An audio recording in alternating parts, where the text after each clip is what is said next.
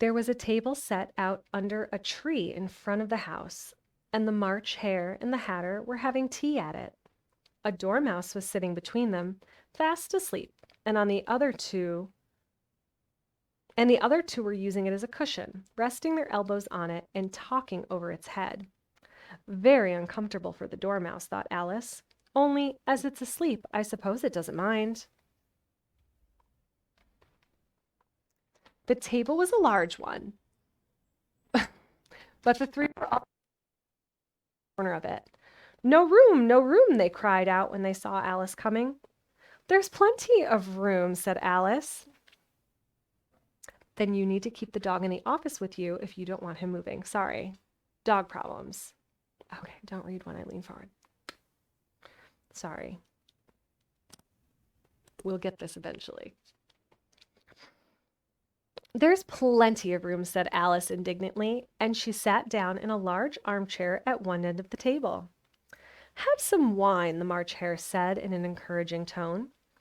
Alice looked all around the table, but there was nothing on it but tea. I don't see any wine, she remarked. There isn't any, said the March Hare. Then it wasn't very civil of you to offer it, said Alice angrily. It wasn't very civil of you to sit down without being invited, said the March Hare. I didn't know it was your table, said Alice. It's laid for a great many more than 3. Your hair wants cutting, said the Hatter. He had been looking at Alice for some time with great curiosity, and this was his first speech. You should learn not to make personal remarks, Alice said, with some severity. It's very rude. The Hatter opened his eyes wide on hearing this, but all he said was, Why is a raven like a writing desk? Come, we shall have some fun now, thought Alice. I'm glad they've begun asking riddles. I believe I can guess that, she added aloud. Do you mean you think you can find out the answer to it? Said the March Hare. Exactly so, said Alice. Then you should say what you mean, the March Hare went on. I do, Alice hastily replied. At least I mean what I say. That's the same thing, you know. Not the same thing a bit, said the Hatter. Why, you might just as well say that I see what I eat is the same thing as I eat what I see. You might just as well say, added the March Hare, that I like what I get is the same thing as I get what I like. You might just as well say, added the Dormouse, who seemed to be talking in his sleep, that I breathe when I sleep is the same thing as I sleep when I breathe. It is the same thing with you, said the Hatter, and here the conversation dropped, and the party sat silent for a minute, while Alice thought over all she could remember about ravens and writing desks, which wasn't much. The Hatter was the first to break the silence. What day of the month is it? He said, turning to Alice. He had taken his watch out of his pocket and was looking at it uneasily, shaking it every now and then and holding it to his ear. Alice considered a little and then said, The 4th. 2 days wrong, sighed the Hatter. I told you butter wouldn't suit the works, he added, looking angrily at the March Hare. It was the best butter, the March Hare meekly replied. Yes, but some crumbs must have gotten in as well, the Hatter grumbled. You shouldn't have put it in with that bread knife. The March Hare took the watch and looked at it gloomily. Then he dipped it in his cup of tea and looked at it again. But he could think of nothing better to say than his first remark. It was the best butter, you know. Alice had been looking over his shoulder with some curiosity. What a funny watch, she remarked. It tells the day of the month and doesn't tell what time. Oh, it doesn't tell what o'clock it is? Why should it? Muttered the Hare. Does your watch tell you what year it is? Of course not, Alice replied very readily, but that's because it stays the same year for such a long time together, which is just the case with mine, said the Hatter. Alice felt dreadfully puzzled. The Hatter's remark seemed to have no sort of meaning in it, and yet it was certainly English. I don't quite understand you, she said as politely as she could. The Dormouse is asleep again, said the Hatter, and he poured a little hot tea upon its nose. The Dormouse shook its head impatiently and said without opening its eyes, of course, just what I was going to remark myself." "Have you guessed the riddle yet?" the Hatter said, turning to Alice again. "No, I give it up," Alice replied. "What's the answer?" "I haven't the slightest idea," said the Hare. "Nor I," said the March Hare. Alice sighed wearily. "I think you might do something better with the time," she said, "than waste it in asking riddles that have no answer." "If you knew time as well as I do," said the Hatter, "you wouldn't talk about wasting it. It's him." "I don't know what you mean," said Alice. "Of course you don't," the Hatter said, tossing his head contemptuously. "I dare say you never even spoke to time." "Perhaps not," Alice cautiously replied, "but I know I have to beat time when I learn music." "Ah, that accounts for it," said the Hatter. "He won't stand beating. Now, if you only kept on good terms with him, he'd do almost anything you liked with the clock. For instance, suppose it were 9 o'clock in the morning, just time to begin lessons. You'd only have to whisper a hint to time, and round goes the clock in a twinkling. 1:30, time for dinner." "I only wish it was," the March Hare said to itself in a whisper. "That would be grand, certainly," said Alice thoughtfully. "But then I shouldn't be hungry for it, you know." "Not at first, perhaps," said the Hatter, "but you could keep it to 1:30 as long as you liked." "Is that the way you manage?" Alice asked. The Hatter shook his head mournfully. "Not I," he replied.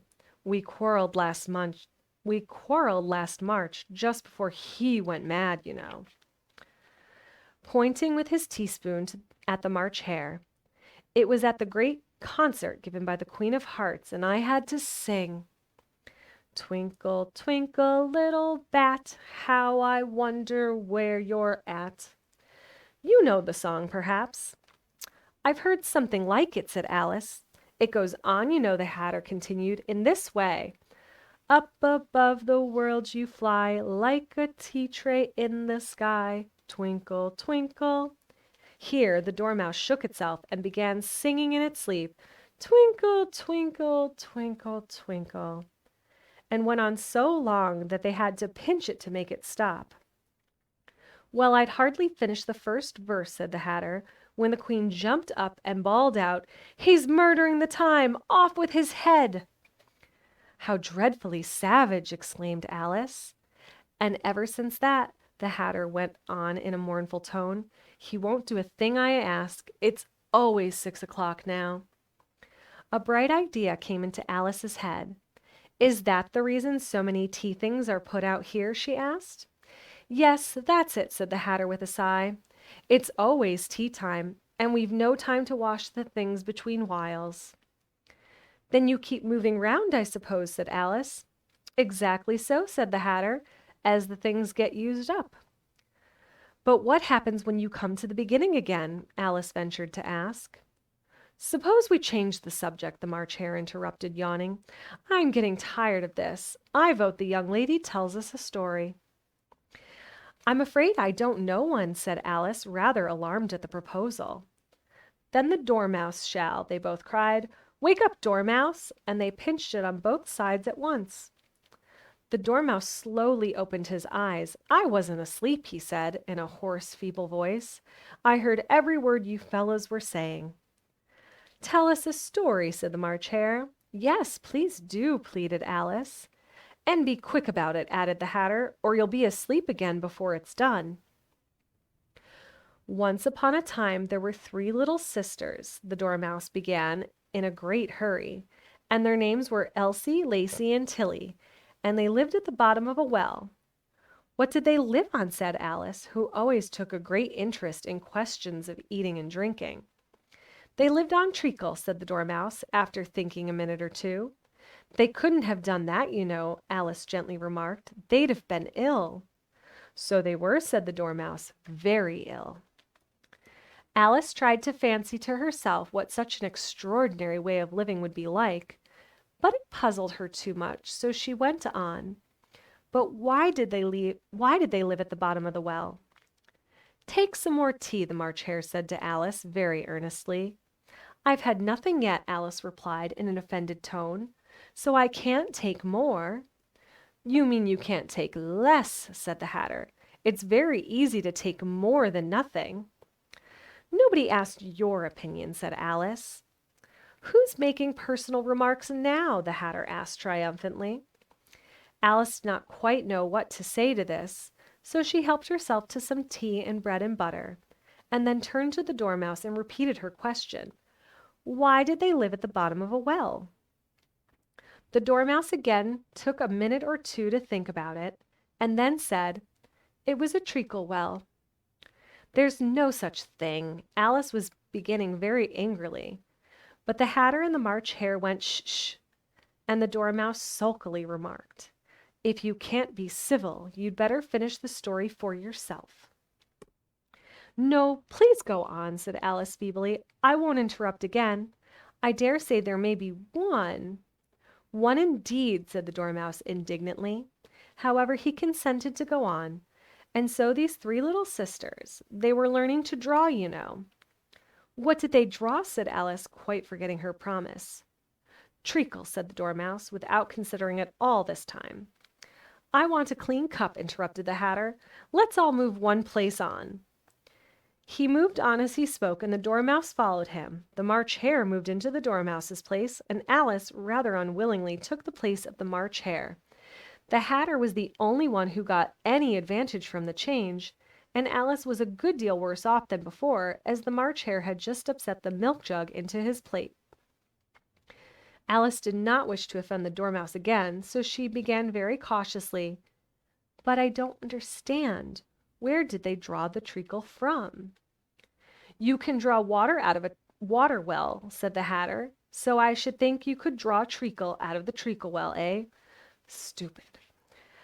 But they were in the well, Alice said to the Dormouse, not choosing to notice this last remark. Of course they were, said the Dormouse. Well in. This answer so confused poor Alice that she let the Dormouse go on for some time without interrupting it. They were learning to draw, the Dormouse went on, yawning and rubbing its eyes, for it was getting very sleepy, and they drew all manner of things, everything that began with M. Why with an M? Said Alice. Why not? Said the March Hare. Alice was silent. The Dormouse had closed its eyes by this time, and was going off into a doze. But on being pinched by the Hatter, it woke up again with a little shriek and went on. That begins with an M, such as mousetraps and the moon and memory and muchness. You know you say things are much of muchness. Did you ever see such a thing as a drawing of a muchness? Really, now you ask me, said Alice, very much confused. I don't think. Then you shouldn't talk, said the Hatter. This piece of rudeness was more than Alice could bear. She got up in great disgust and walked off. The Dormouse fell asleep instantly, and neither of the others took the least notice of her going, though she looked back once or twice, half hoping that they would call after her. The last time she saw them, they were trying to put the Dormouse into the teapot. At any rate, I'll never go there again, said Alice, as she picked her way through the wood. It's the stupidest tea party I ever was at in all my life. Just as she said this, she noticed that one of the trees had a door leading right into it. That's very curious, she thought. But everything's curious today. I think I may as well go in at once. And she went in. Once more she found herself in the long hall, and close to the little glass table. Now I'll manage better this time, she said to herself, and began by taking the little golden key and unlocking the door that led into the garden. Then she went on nibbling at the mushroom. She had kept a piece of it in her pocket till she was about a foot high, and she walked down the little passage, and then she found herself at last in the beautiful garden, among the bright flower beds and the cool fountains.